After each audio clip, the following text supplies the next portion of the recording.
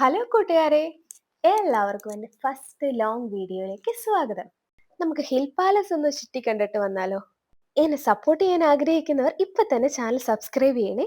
എൻ്റെ അമ്മ എറണാകുളത്ത് വന്ന് നിൽക്കാൻ തുടങ്ങിയിട്ട് ഒരു ഏകദേശം 8 മാസത്തോളം ആകാറായി. അന്ന് മുതൽ അമ്മ പറയുന്ന ഒരു ആഗ്രഹമായിരുന്നു ഹിൽ പാലസ് വരെ പോകണമെന്നുള്ളത്. ഇന്നാണ് ഞങ്ങൾക്ക് ഫൈനലി അവിടെ പോകാൻ പറ്റിയത്. അവിടെ കയറണമെങ്കിൽ നമുക്ക് ടിക്കറ്റ് എടുക്കണം. മുതിർന്നവർക്ക് 50 രൂപയാണ് ടിക്കറ്റ്.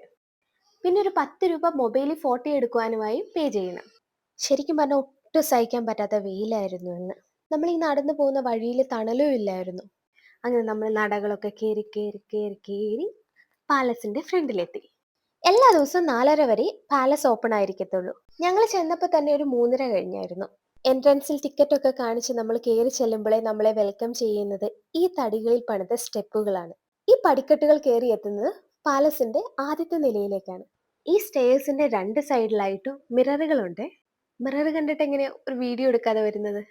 ഈ ഫ്ലോറിന്റെ ഒരു സൈഡിലായി ബാൽക്കണി ഉണ്ട്. ഇവിടെ നിന്നായിരുന്നു എന്ന് തോന്നുന്നു പണ്ട് രാജാവ് പ്രജകളെയും രാജ്യത്തെയൊക്കെ കണ്ടിരുന്നതെന്ന്. ഇപ്പം കാണുന്ന ഈ വിഷ്വൽ ഞാൻ അതിന്റെ മുകളിൽ നിന്ന് എടുത്തതാണ്. സഹിക്കാൻ പറ്റാത്ത ചൂടായിരുന്നു. കേരളത്തിലെ ഏറ്റവും വലിയ പുരാവസ്തു മ്യൂസിയവും കൊച്ചി രാജാക്കന്മാരുടെ ഭരണ കേന്ദ്രവുമായിരുന്നു 1865 തൃപ്പൂണിത്തറയിൽ പണി കഴിപ്പിച്ച ഹിൽ പാലസ്. ഒരു മലയുടെ മുകളിലായി സ്ഥിതി ചെയ്യുന്നതിനാലായിരിക്കണം ഇതിന് ഹിൽ പാലസ് എന്ന് പേര് വന്നത്.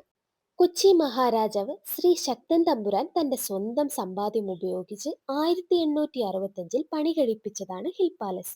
ഹിൽ പാലസിന്റെ പലയിടങ്ങളിലായി ഇതിന്റെ ചരിത്രം പറയുവാനായി ബോർഡുകൾ സ്ഥാപിച്ചിട്ടുണ്ട്. അതിലൂടെ നമ്മുടെ നാടിന്റെ ചരിത്രവും നമുക്കറിയുവാൻ സാധിക്കും. 1980 കൊച്ചി രാജകുടുംബം ഈ കൊട്ടാരം കേരള സർക്കാരിന് കൈമാറി.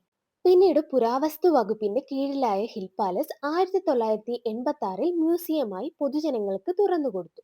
പ്രശസ്തമായ മലയാള ചലച്ചിത്രം മണിച്ചിത്രത്താഴ് ഉൾപ്പെടെ നിരവധി ചലച്ചിത്രങ്ങൾ ഈ കൊട്ടാരത്തിൽ വെച്ച് ചിത്രീകരിച്ചിട്ടുണ്ട്.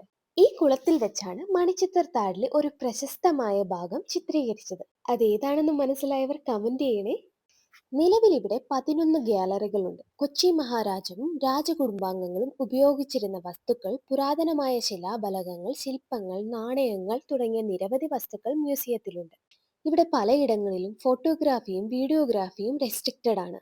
അതിനാലാണ് പല കാഴ്ചകളും ഈ വീഡിയോയിൽ എനിക്ക് ഉൾപ്പെടുത്തുവാൻ പറ്റാതെ പോയത്. ഈ കൊട്ടാര വളപ്പിലായി മാനുകളെ വളർത്തുന്ന ഒരു സ്ഥലമുണ്ട്. കൊട്ടാരം കാണുവാൻ വരുന്നവർക്ക് ഇതും ഒരു ആകർഷണമാണ്. കൊച്ചിയിൽ വരുന്നവർ ഈ സ്ഥലം മറക്കാതെ സന്ദർശിക്കണേ. ഈ വീഡിയോ ഇഷ്ടമായാൽ ചാനൽ മറക്കാതെ സബ്സ്ക്രൈബ് ചെയ്യണേ.